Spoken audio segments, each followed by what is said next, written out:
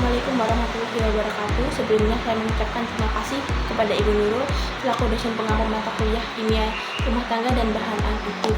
Di sini saya Alfin Uswatun Hasanah, akhiran NIM 123 kelas BI 2023. Izinkan saya untuk mempresentasikan hasil argumentatif esai saya yang berjudul Tetrazin dalam makanan, stabilitas warna atau ancaman kesehatan.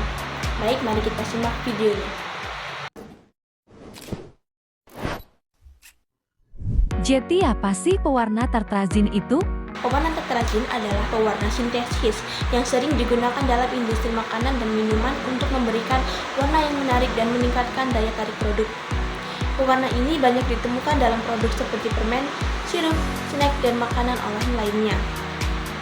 Namun, penggunaannya telah menimbulkan perdebatan karena beberapa penelitian menunjukkan adanya potensi dampak negatif terhadap kesehatan manusia.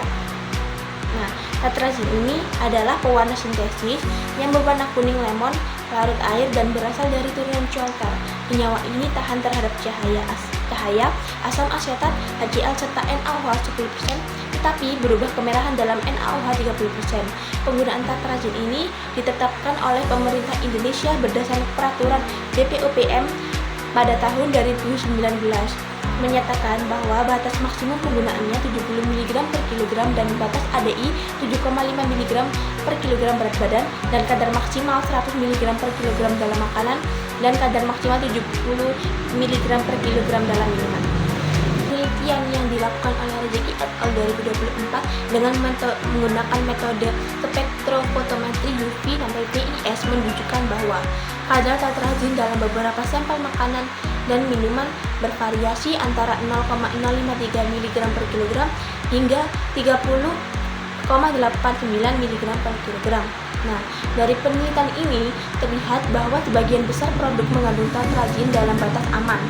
Tetapi, beberapa produk juga dengan kadar tinggi dapat beresiko jika dikonsumsi secara berlebihan. Konsumsi tetrazin ini dapat menimbulkan beberapa dampak kesehatan. Beberapa penelitian juga menemukan bahwa zat ini dapat memicu alergi seperti urtikaria, rinitis, dan asma. Selain itu, penelitian yang dilakukan ini menemukan adanya antara konsumsi tetrazin dan hiperaktivitas pada anak-anak, terutama mereka yang sering mengkonsumsi makanan dengan pewarna sintesis. Nah, sebagian pihak ini juga berpendapat bahwa regulasi yang ketat sudah cukup untuk memastikan bahwa konsumsi tetrazin tetap aman. Namun, dalam praktiknya, pelanggaran terhadap batas aman seringkali terjadi. Beberapa penelitian juga menunjukkan bahwa beberapa produk permen yang dijual di pasaran memiliki kadar tetrazin yang jauh melebihi ambang batas 100 mg per kilogram. Nah, beberapa penelitian juga telah menguji kadar zat pewarna yang didapat dari 3 sampel sirup, diantaranya Kian Jaya memiliki jumlah kadar sebesar 509 mg per liter dan Marjan dengan kadar 389 mg per liter dan sirup LM dengan kadar 167 mg per liter. Di antara 3 sampel sirup tersebut terdapat kadar yang sangat tinggi, yaitu pada sampel sirup dengan merek lokal yaitu 509 mg per liter dan sampel sirup dengan merek non-lokal yaitu Marjan dengan kadar 389 mg per liter, yang jumlah kadarnya masih lebih rendah dari sirup non-lokal. BPOPM telah menetapkan untuk batas maksimum pada kategori pangan sirup, squash, minuman konsentran, dan serbuk minuman ini adalah 300 mg per kilogram. Mengingat jumlah kadarnya, hal ini dapat berbahaya bagi kesehatan bila dikonsumsi dalam jangka yang panjang dan dapat menjadikan pemicu kanker.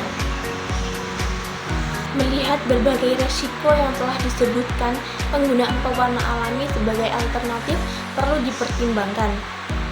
Pewarna alami seperti kurkumin dari kunyit, antosianin dari buah beri, dan klorofil dari daun pandan dapat menjadi pilihan yang lebih aman bagi kesehatan manusia.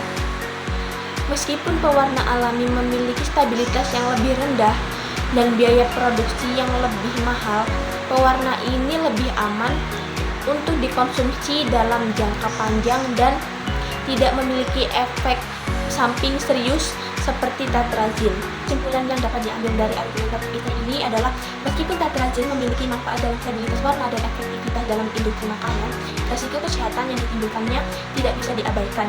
Beberapa penelitian telah menunjukkan bahwa konsumsi tetrazin dalam jumlah berlebih atau dalam jangka panjang dapat menyebabkan alergi, gangguan metabolisme, serta gangguan perilaku pada anak-anak, dan bahkan meningkatkan potensi kanker. Oleh karena itu, regulasi yang lebih ketat serta edukasi konsumen mengenai batas aman konsumsi tetrazin sangat penting untuk diterapkan. Selain itu, industri makanan harus mulai mempertimbangkan penggunaan pewarna alami sebagai alternatif yang lebih aman.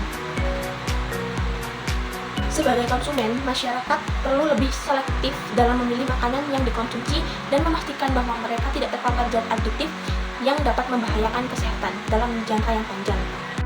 Baik, sekian presentasi argumentatif dari saya. Mohon maaf jika ada salah kata atau salah dalam menjelaskan. Saya ucapkan terima kasih dan wassalamualaikum warahmatullahi wabarakatuh.